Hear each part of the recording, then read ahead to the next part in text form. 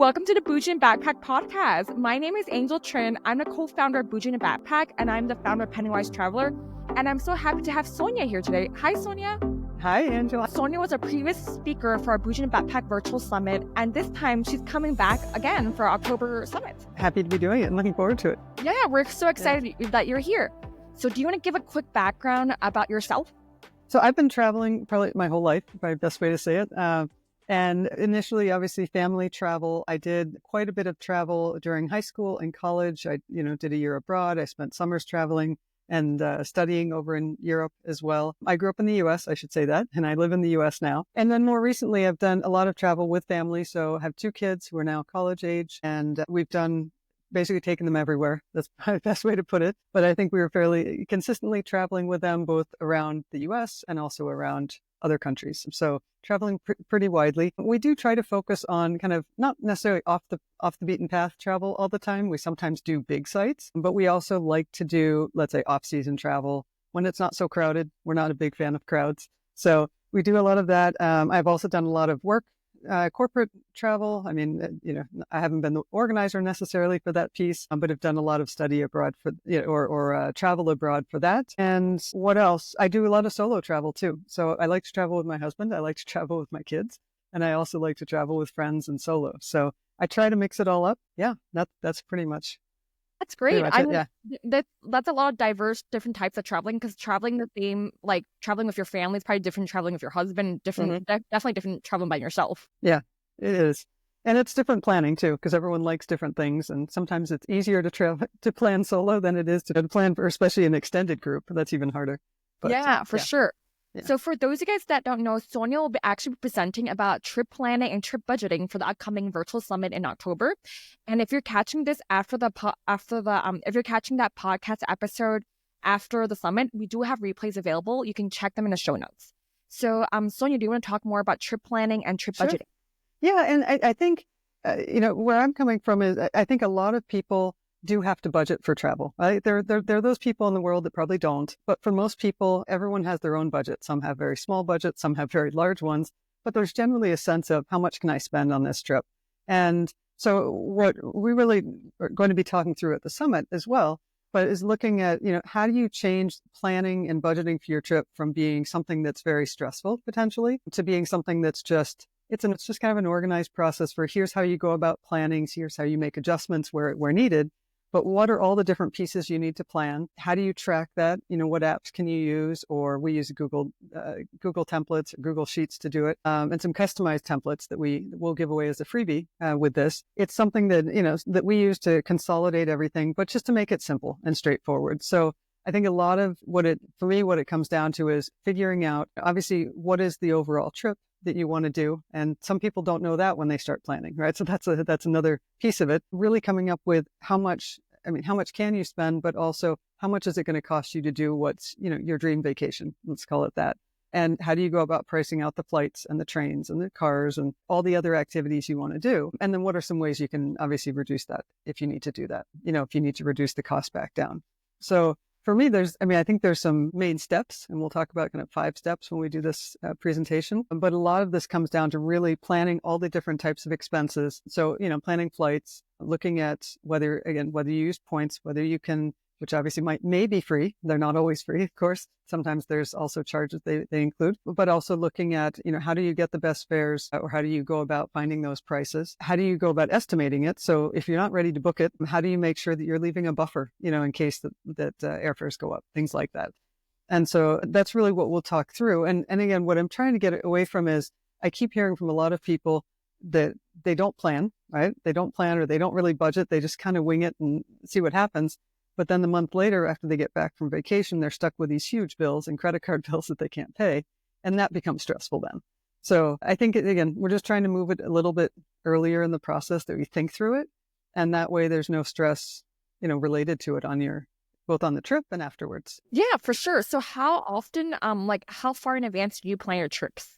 It depends. I've done, for the most part, I would say I've sketched out what I want to do for trips for the year, and it changes, right? So I say sketch it out. If it's a big trip with a large group of people, and I'm trying to get family, and my kids live in different places now. So if we're trying to get everybody together or extended family to go on a trip, a few months in advance, probably. If we could do 6 months, that would be a miracle. I don't think we'd ever do that because there's just too many moving parts, honestly. So I would say 2 to 3 months is probably an ideal time. Reality is I'm going on a trip next week and I'm still figuring out where I'm going to stay and in what order I'm doing things. But that's a solo trip, which for me, I'm totally fine. I have my flights and, I know how I'm going to transportation and I'm okay with winging it and doing that last minute. It's also not high season. So that makes a difference as well, right? So if it's high season somewhere, you need to plan, I think, much further in advance. If it's low season or, shoulder season, I'm going to Portugal next week. So it's much easier there when I know things aren't going to be completely booked. Yeah, awesome. How long are you going to be in Portugal for? This is just a couple weeks. So going to hike part of the Fisherman's Trail, which is down south in the Alentejo, which is south of Lisbon. I was actually originally going to finish the Camino, the Portuguese Camino, but with all the wildfires that were going on in Portugal, I kind of decided I think I'm just going to go south and do the Fisherman's Trail instead, which is it's a beautiful route along the coast. So lots of cliffs, some sandy trails. And then I'm also going to explore some of the towns around the Alentejo, which is beautiful. So yeah, that sounds amazing. See, look at you. You're kind of winging it too. That's kind of nice. I am winging it too. So, yeah. But I know what I'm going to spend, so I've looked to say, and I think this is part of it too. I don't think you have to plan everything to a T, but it's rather looking at, I know what I'll need to spend for a hotel per night, right? And I tend to do a lot of apartments because I have some food restrictions. So it's easier for me to stay in an apartment or something where I have a kitchen, but I know roughly what I'm going to have to pay because I've done some research. And so I'm comfortable with, even if I wait till last minute, I'm still going to be within that budget and I can kind of do it. I'll probably book it this week, honestly. But, would you say, where does your trip planning begin? So I think the first thing is figuring out where we want to go. That's probably the biggest. And again, if I'm traveling with my husband or kids, family, everybody gets a bit of a say in it. And so the process is really first figuring out where do we want to go. And again, thinking about how much do we want to spend on it. So I think we have a sense of what we spend on these vacations, but we try to come up with a rough idea. And in order to do that, I kind of sketch out, we'll pick, I don't know, that's a good example. We recently came back from Croatia and Montenegro and met one of our kids over there. And trying to map that out, we looked at, okay, what does everybody want to do while they're there? So we start with that. It was shoulder season. So we went in September and we kind of mapped out who wants to do what. And, do we want to be closer to, is it more about beaches? Is it more about sites? Is it about hiking? Or what is it that people want to do? And we tried to align on that. And I said, okay, then I go off and do my research. And I said, well, here are 3 or 4 options. Where would you prefer to stay? And we ended up splitting our time between 2 islands in Croatia. And then after my son went back to school, he lives in the UK. But after he went back to school, then my husband and I went down to Montenegro for the last piece of it because my son wasn't as interested in that.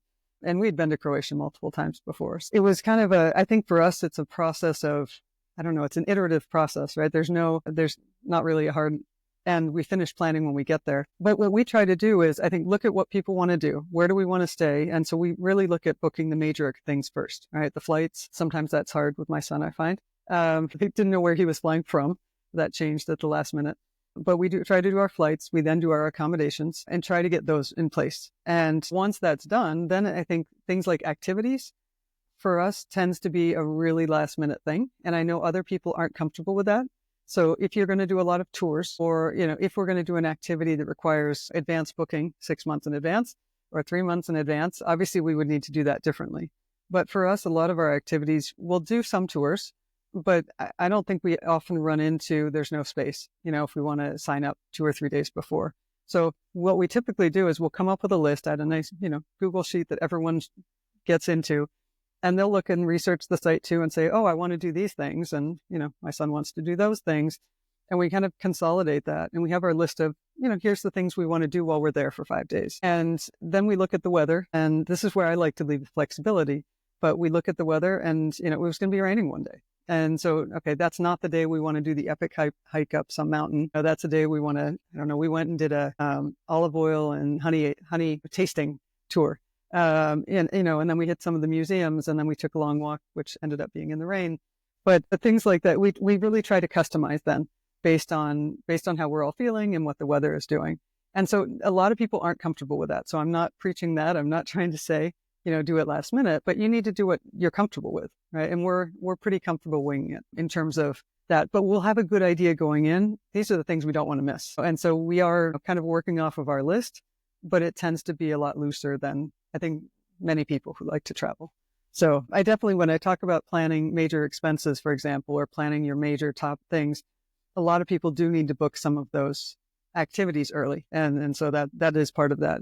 And then the daily expenses we can do later, the daily activities, smaller stuff, right? What are you going to pay for an Uber, the subway, or a bus just taking you to the next town, or you want to rent bikes for the day, or we took the water taxi. We were staying in Corchula recently, and we take the water taxi to the next town. That's not something we had to plan, a long time in advance. You literally show up, pay the guy, and you hop on the next ferry. So those are things that we can plan later, we can do as we go. And so I think in terms of planning, what I look at in terms of planning, it's, you have the major expenses. Those are the things you really got to tackle pretty early, right? Whatever early means for you. I know that sounds different. And then I think looking at the daily expenses you might have. And then one of the things that I really try to work in is a buffer, right? In terms of a budget, especially. So making sure that people have, if you're planning your costs, and you haven't booked it yet, certainly, if you're just budgeting to come up with a number, how much is this trip going to cost us? Leave some buffer, whether that's 10 or 20%, but know that, flights might go up or trains might go up, accommodations, maybe you don't get the one you wanted and you have to go somewhere else, but leave some buffer there. The other thing I really like to do is make sure that you have like miscellaneous expense budget. And for us, it's things like, we want to bring souvenirs home. We like to bring home, I don't know, ceramics from Sicily, or souvenirs that we would have in our house, or to give as Christmas presents, things like that. And so knowing that we have a budget for that, and then we don't worry about it, right? We can go out and we go shopping. We don't worry about, we've just blown our budget, or we're going to be over budget. The other thing I would say too are fun things. We're in a town and we find out there's a concert. We had that this time. There was a concert series that was going on in Corchula, and we wanted to go one night.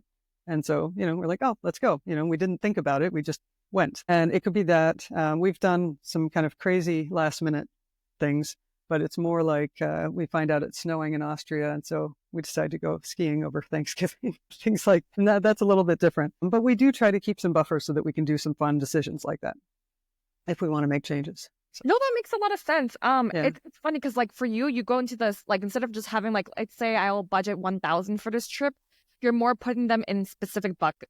In buckets, exactly. Yeah. Well, and I think I would, and again, I think it's fine to say I have 1,000 for this trip. The only thing I recommend is you then, and I'm sure you do it, you travel all the time, but do you break it down into, you're going to spend, I don't know, 400 of that 1,000 on flights or accommodations or, however you break it down. And I think part of what I look at is, how do you come up with that 1,000 number? It's really easy. Again, for you, I can do the same thing and say, ballpark, it's going to cost me X to go to Europe solo. And I'm going to, then I just work within that. I don't have to do too much of this. But I think for a lot of people, if you don't travel a lot, you don't necessarily know what that number is. And so part of this is, how do you come up with what that number is? And like, how do you give yourself enough buffer so that things change, right? You need to spend another night somewhere because, I don't know, we got stuck on the island because it was too windy to get off the island. We had that. What do you do, right? So I think it's having a little buffer for those things, having an emergency fund. And again, I'm a big proponent of travel insurance, but without it, certainly, I ended up in the ER in January, broke my arm, or broke my wrist. And, those are the things you can't plan. It happens, and hopefully you'll never break your wrist when you're out hiking. But, I did. And that's what, it happens. And you're often in places where your health insurance doesn't work. And so you either get your travel insurance, or if you prefer, you just deal with the cost when it shows up, but that's a calculated risk.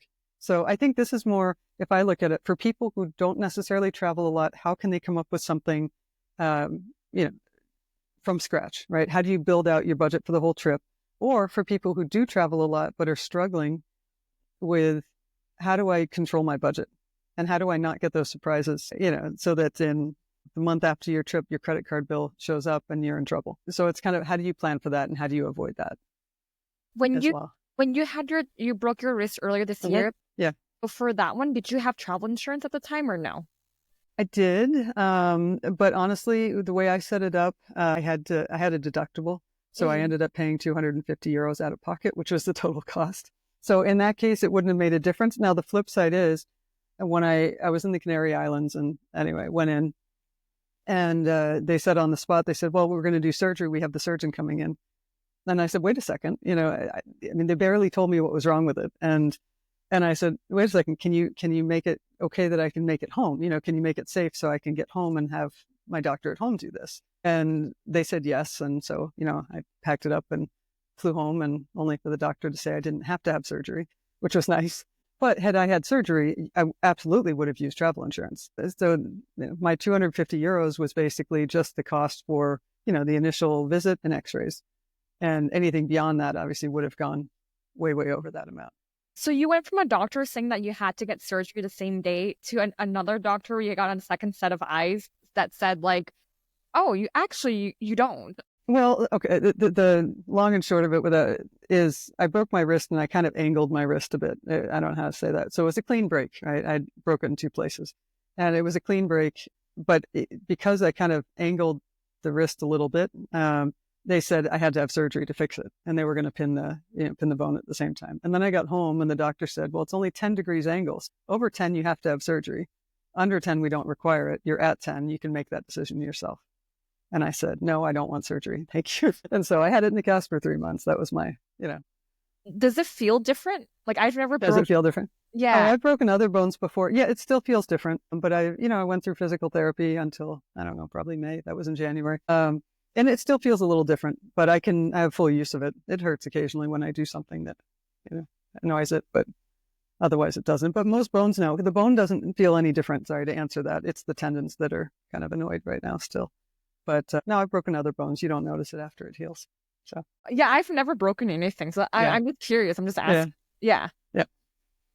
So, but yeah, I mean, with the travel insurance, again, without it, I know people who travel full time and don't do travel insurance. And, the cost of healthcare again, I was in the Canary Islands. It was a fraction. If I'd had the same issue in the US, I wouldn't be paying 250 euros or dollars. I'd be paying, much, much more than that just to get the emergency room visit and x-rays and all of that. So, think about where you're going. Obviously, you can take a calculated risk, but if you ever need to be evacuated from somewhere or have surgery, it's a massive, massive expense. So, yeah, I know that like a lot of people do medical tourism too. So like I know that when I used to work at I used to work at a bank in New York. So a lot of people, they would go to Mexico because we had an office that was near the border from Texas to Mexico. So a lot of people, they would go to Mexico, like they would drive down there just to get like teeth cleaned and like dental work because it was so much cheaper than the US. Yeah. And I know people do that in Costa Rica. I've seen people in Portugal doing the same thing. Yeah, I mean, you definitely see that. And so again, I was lucky I was in a country that was inexpensive. So, but the surgery would have been expensive if I didn't have insurance and if I had to do it. So, yeah.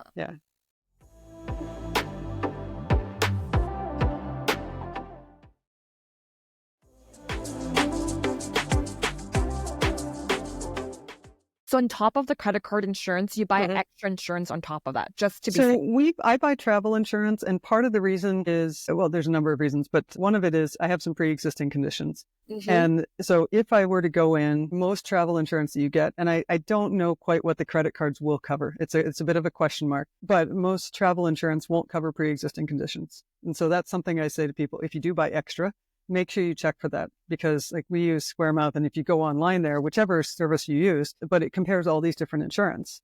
If you then check, I want pre-existing conditions covered, usually one or two of them will actually offer that. So a lot of them don't cover that. And so for me, and I have a son who's diabetic, and I'm not diabetic, but for my son, like I want to make sure if we're traveling, those things are covered. Otherwise, I'm not sure that they would be. So yes, we do buy, we buy in addition to what's on the credit card insurance. Yeah, that's so interesting because I know that some people by default, they're like, they don't like, it's not something you would like normally think about. You're like, oh, like it's just insurance. It's like, I'll go with the cheaper one than like the one, like I think that's how people think sometimes too. Well, but insurance isn't that expensive. So if you look at insurance, the travel insurance, I think usually there's two parts. One is, are you going to cover your trip costs? Honestly, we never get that. And that's the one that's really expensive, especially if you're buying it kind of last minute because they probably think you're about to cancel or something. But that's one piece of it, and it costs quite a bit. The other piece is your health insurance. So if, again, I have US health insurance and I go to Europe, it's not going to cover anything. I can try to reimburse it, right? And honestly, I got something back even for my copay that I had to do in the Canary Islands. But for health insurance, that's a piece of it where you can do health and you can do emergency evacuations, and you can pick the coverage you want. So you could say, I'm only worried about emergency evacuations, but we might go we pay a very small amount. Let's just say that. So we go for for 3 weeks, we go for a month, and, maybe we're paying, $20, $30. It's not a whole lot of money. And so for us, it's peace of mind. And I just like to know, after having, a couple times where we've had things happen, I like to know that we have it. And so for me, it's worth paying that. If we wanted to cover the whole trip cost in case something went wrong, we'd be paying a lot more. So that we don't do. But that's our personal choice. So yeah, I think credit card will cover some. Right? Go ahead. No, because it's like, I think by default, people are like, oh, I already have travel insurance through my credit card, so I don't need extra. Yeah. But I think travel insurance with a credit card, and I need to research that some more now that you brought it up, but I think in my mind, that's a lot about trip costs, right? And trip cancellation. And so for me, it's when I look at travel insurance, it's about health coverage. No, that's different too. Yeah. It's a different perspective, just because I know that like my healthcare insurance I have through work, that one has global coverage, but I cannot do the same thing for everyone that works wherever. Right. So it really depends on your plan. It does. Yeah. Exactly. Yeah. What are some other hidden things that you have noticed for costs that you didn't realize? Okay, good example, car rentals. So, we don't always rent cars. We tried, again, we were just in Croatia and we just ferry hopped right around the islands, and we knew what those costs would be, and that was fine. Rented a car, and one of the things that we found out after the fact was we rented it in Croatia and drove to Montenegro. If we had rented the same car in Montenegro, it would have been cheaper. And the other thing, I think what people get surprised on when you book your car rental, look at those rental conditions. So it's what you're going to see in rental conditions are things like, is there a cross-border fee, right? So if you take your car out of Croatia, out of Portugal, what have you, wherever I'm going, are they going to charge you a fee? In this case, we knew about it, but there was a €125 fee, right? If we crossed to Montenegro, you couldn't go to Albania. So you had, there's restrictions and then there's cost. The other thing is security deposits. A lot of people get surprised with the security deposits that are required on rental cars. I think it's something for people who are in the US that we don't face that much. At least I never get charged. I don't get a security deposit here in the US. When you book, a lot of places, especially Southern Europe, we'll get €1,600. They put a hold on your credit card for that amount, and they don't release it until 30 days after you return the car, or they have up to 30 days to release it. And it's in their terms. You can read it up front. So it's not a surprise, but it's something you'll get. And it's not a cost, right? If you bring it back, you're going to get your money back. But if you have a limit on your credit card, then it could be an issue for people, right? If they do that. So check the security deposits up front. The other thing is, if you're taking a ferry, there's a lot of car ferries that go in places that we visit. And a lot of places they will charge you if you're going to take a car on a ferry.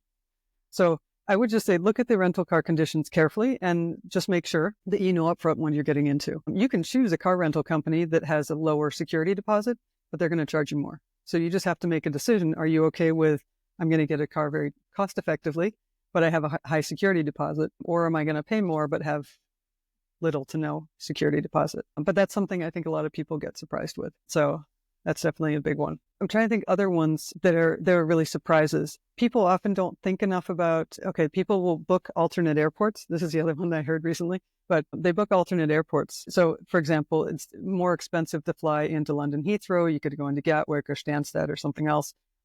But when you go to those other airports, how are you going to get to your destination? And so is it that much more expensive to get there? I've heard people flying into Manchester, but the train, you then have to factor in the train cost or the bus cost, however you're going to get back. And sometimes by the time you factor everything in, it's really not that much cheaper.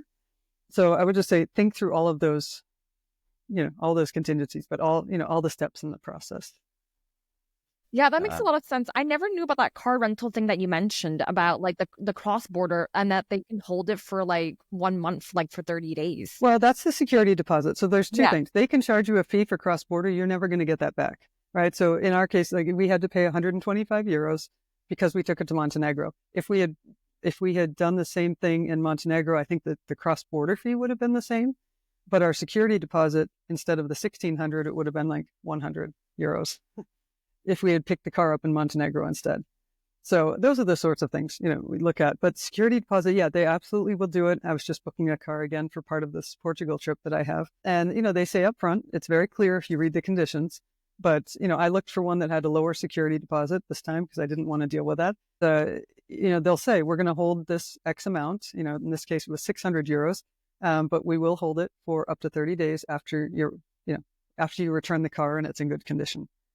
And so you just need to know there's a block on your credit card for that amount. Yeah, I didn't realize that, just because like kind of like you were saying, like in the US, you're just so used to just returning the car. They take a quick Exactly. look, but they don't hold it for like 30 days. Exactly.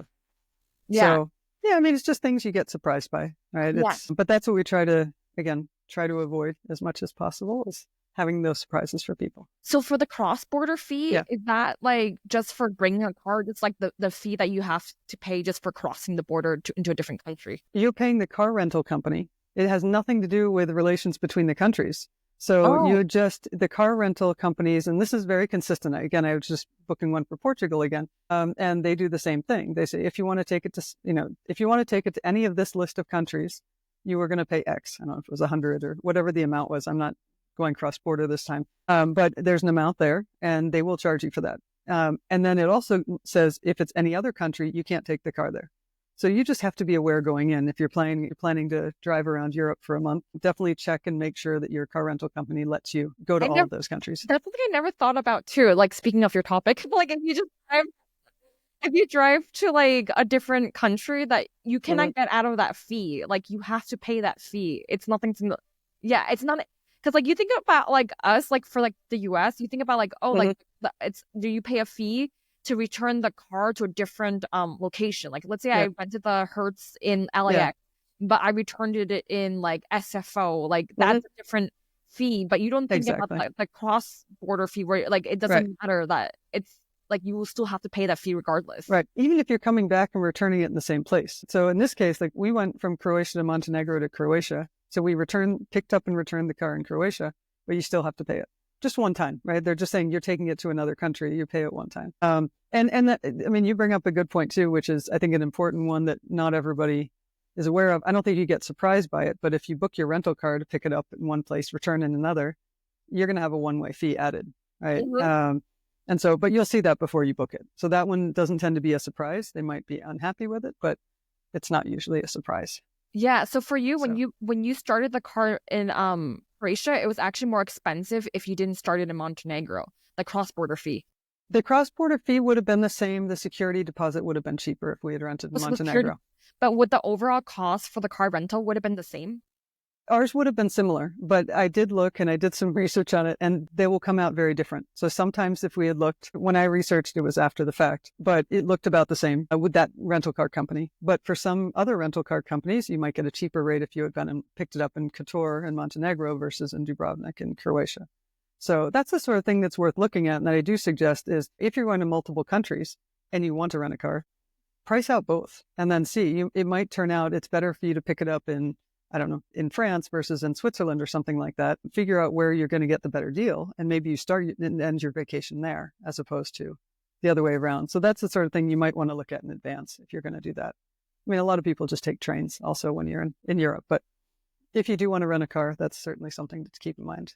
Yeah, just because a car rental, it's like you don't have to follow a strict like train schedule, so I can see what you're going to do the car rental. Yeah. Well, and there's places, again, like Sicily, where we went last year around this time. There's a lot of things you can't see if you're just taking a train or a bus. It's just not set up that well, right? I mean, or it might take you a very long time to get there if you're trying to get there with a train or a bus. You can do tours, obviously, that will take you to those places, but that's another one that's a car rental fun. I guess that's another topic, but there's a lot of lessons learned we had on car rentals in Sicily. I'll say that.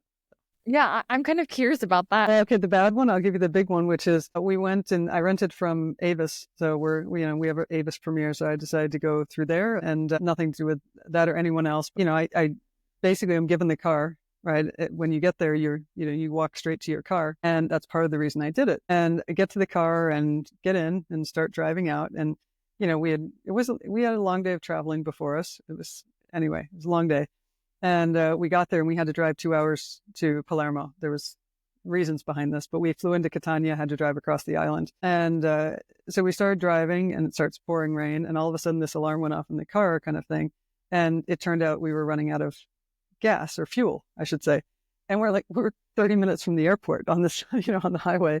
And as it turned out, they had given us a certified or CNG car, natural gas car. And so the way the natural gas car works, it should be fine.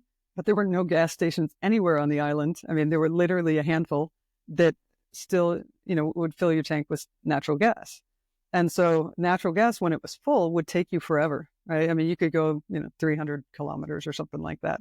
But when it ran out, you had this tiny tank that had about 60 gallons of gas in it. And so, you basically couldn't make it anywhere. Or not 60 gallons, sorry, 60 miles of gas. I'm saying the wrong numbers. So it was just one of those challenges where we had driven it across the island. We could have probably gone and fought to turn it in for another car. So I have a friend who lives around Palermo who gave us the name of, the 2 gas stations in town that actually fill it. And so we were able to fill it some, but we spent more of the vacation trying to find gas stations that would fill our tank when we were in various spots than we should have. So we got gas. It was almost every day because we had to fill that tiny gas tank that would take us 60 miles. Yeah, that's something I wouldn't think about either, like having a small gas tank and everything, because you think of like driving like in the US, like I drive like a Toyota, that's like I only fill it up like every now and then. Well, exactly. Yeah. And well, the thing with this was actually if you could fill up the certified natural gas, or CNG, whatever CNG stands for, it's natural gas. But if you could fill that up, we could go for a long ways. But the challenge was we were driving a lot. We were going from Palermo to Agrigento, which is where the big temples are. But, it's a 2.5-hour drive. And we thought there was a place on the map that said there was a place that you could fill your gas tank up with, or fill up the tank with natural gas. And we pulled up there and the guy said, "What are you doing here? I haven't had this for 4 years." Well, and so then we, filled up our gas and our little tank of gas and we made it back to Palermo. And we spent more time on that. So I think lesson learned over there really was make sure you know what you're getting. If it's gas or if it's diesel, you're fine. You can fill it up anywhere. Electric definitely makes some, that's I think something for everywhere. But if you can refuel, I'll say, then electric might be a great choice. If you're going to stay in the city and you're not doing long drives, it's probably a great choice. But if you're going to be doing cross-country drives and I have an electric car at home, that's not the car I want to be taking just because it takes so long to fuel back up. So yeah, I think that was one of our big challenges in Sicily, but it kind of became fun after a while. It's just like try to find a station somewhere and lesson learned. That's a lot of good perspective to have. So, one of the things that we're giving out, and again, with the session that's coming up, is we do have what we call, it's our travel budget planner, but it's basically an itinerary planner and a budget kind of tracking planner. So how do you create your budget? It's a simple Google Sheets template that you can use. So basically you get a link, you can copy it and do what you want with it. So it's nothing that's on our site or anything, but just something that we've personally used and we've thought has been helpful for other people now that we've shared it out. So certainly happy to have everyone use it and give us feedback. We always make some changes and adjustments to it as we go. But it's really just a tool for you to use that lets you easily, I think, both plan and then budget for your trip. So yeah, that would be fun. So if you want to catch Sonia, where can we find you? Sure. Our website is Carry On Travels, and it is spelled Carey on Travels, and not Carry. It's a family name, so there's a reason behind that. But carryontravels.com. You can find us there, and you can find us on various social with the handle Carry On Travels. So yeah, definitely reach out if you have questions based on this, or join us on the Bougie in a Backpack Travel Summit. Yeah. So if you want to learn more and go more into details, definitely check out Sonia's presentation. You can grab the virtual summit replays in the show notes. So yeah, that sounds like an exciting topic that you're going to dive more deeper into at the virtual summit about trip planning and budget planning. All right, awesome. Thank you so much for being here today.